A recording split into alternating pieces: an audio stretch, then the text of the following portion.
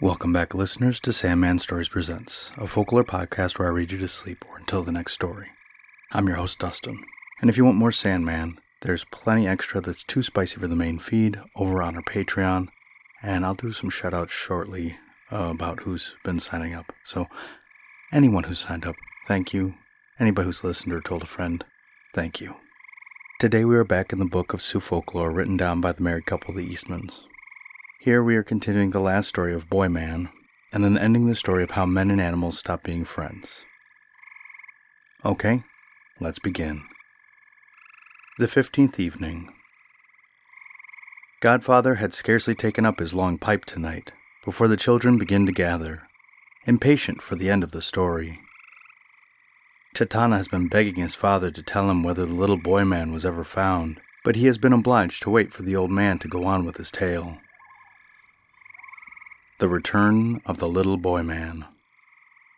He who was first created now took the form of a swallow and flew down from the high cliffs, skimming over the surface of the water. Within a sheltered cove among the pines, the water birds were holding a feast. Some were singing, some were dancing, and that great medicine man, the loon, was among them, blowing his sacred whistle.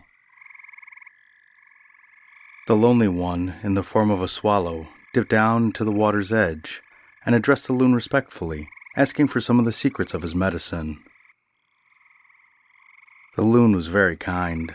He taught him several mystery songs and showed him how to treat the sick.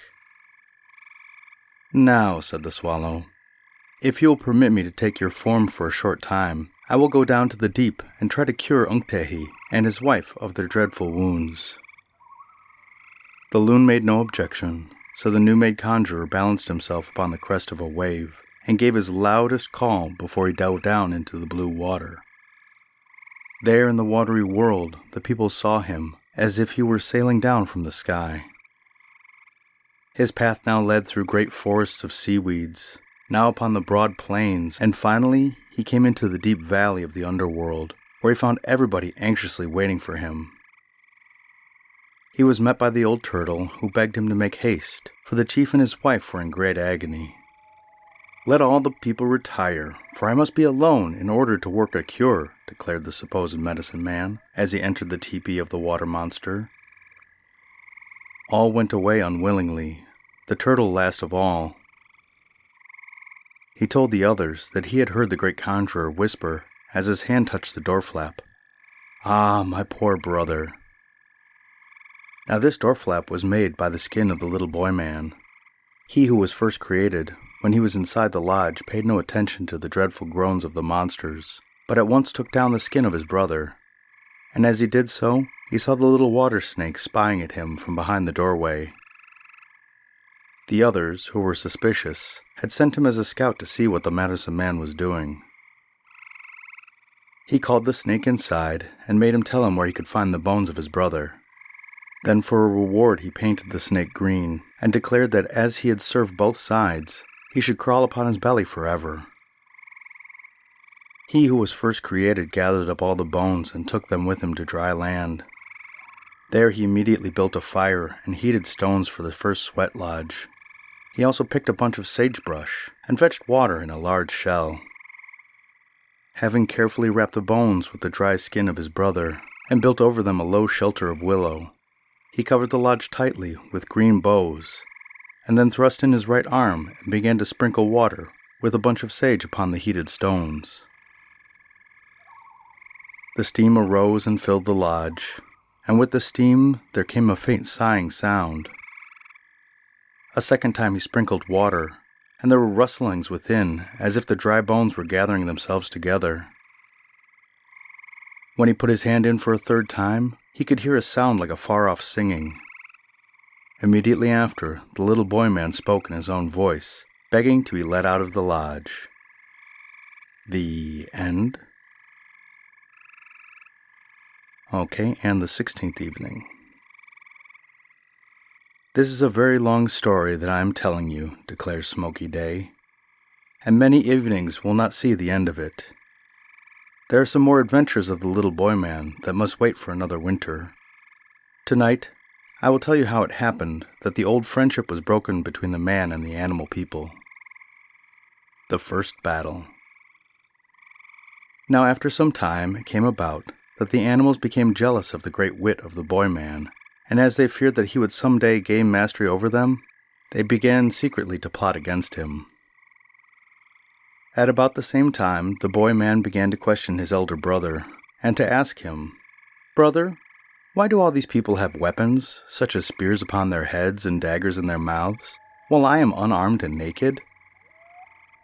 Then he who was first created replied sadly, "My younger brother, the time has come to give you weapons, and I am sorry for it. Now at last there is a war in the hearts of the animals and of man. But there are many of them, and only one of you. Therefore I shall help you." Then he gave him a strong bow and arrows with flint heads, and also a spear with the head of stone, and showed him how to use them. Afterward he tossed a pebble into the air, and it came down as a wall of rock, enclosing their dwelling. He tossed up another and another, until they were defended by high cliffs on every side. Upon the flat tops of the cliffs, he spread out the new weapons, whose stone heads were destined to be scattered far and wide when the battle should be over, to be sought out and preserved by men as relics of the beginning of warfare. The first battle was announced by a single buffalo bull, running at top speed over the prairie. This messenger assigned everyone to be part of the attack. Beaver was ordered to dam the streams, and the badger to dig trenches under the defenses of Boyman, so that they might flood his dwelling. The rabbits, squirrels, and other feeble folk were to gather food for the warriors, of whom the principal ones were the bear, wolf, wildcat, and bison. The swallow served as messenger to the birds, and the swift trout carried the news to the Finn tribes, for all were to join in this war. With the gray dawn came the wolf's long howl, the first war whoop, breaking the silence and peace of the world. When the sun rose, dancing for an instant upon the sharp edge of the sky, one after another all of the animals joined in the great war cry, with bellowings and screechings of larger beasts, the barking of wolves, the hissing of snakes, and the shrill cries of the feathered ones, of whom the crane and the loon were loudest.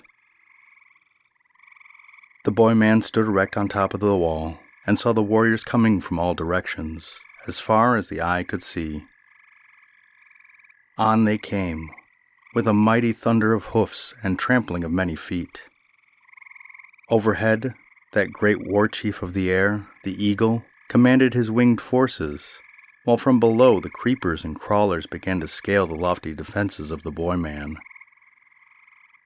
There he stood alone, and fearlessly let fly hundreds of sharp arrows, of which all found their mark until the ground was choked with the fallen. Presently great hosts of the smaller winged people descended upon him, who also had been provided with sharp and poisonous weapons. His elder brother had forgotten to warn him against these, but now he was told in haste to strike two flints together, and to catch the spark that would fall on the dry leaves. Soon a great cloud of smoke and flames arose toward heaven, not only driving off the little winged warriors, but forcing the whole body of the enemy to retreat in confusion, for they had never seen fire before, and to this day it is feared by all and only used by man. Thus the animals were convinced that man is their master. When they sued for peace, all agreed to give him their flesh for food and their skins for clothing, while he and his side promised to never kill any wantonly. The boy man further agreed that they may keep their weapons to use in their own defense. This was the first treaty made upon the earth. The end.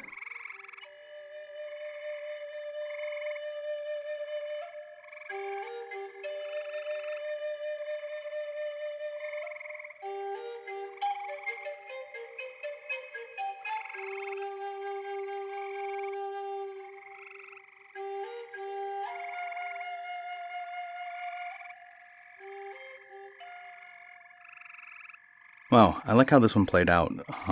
It's a great way to make sense of why people hunt and why they shouldn't hunt just for fun. I enjoy these stories and I'm looking forward to many more of them. There's about 12 more, I think. And the podcast shoutout is to Afriwetu, a wonderful podcast that covers African history and geography. It's a show about Africa, written and produced by Africans. It's a really lovely show. Go give it a listen. And the listener shout-out is to Ahuachapán, El Salvador. My friend Natalie and her family came from El Salvador. My life is so much richer for having them in it. I hope to visit one day during Dia de los Farolitos, the Day of the Little Lights. And so I say to my listener in Ahuachapán, muchas gracias y buenas noches. Thank you, and good night.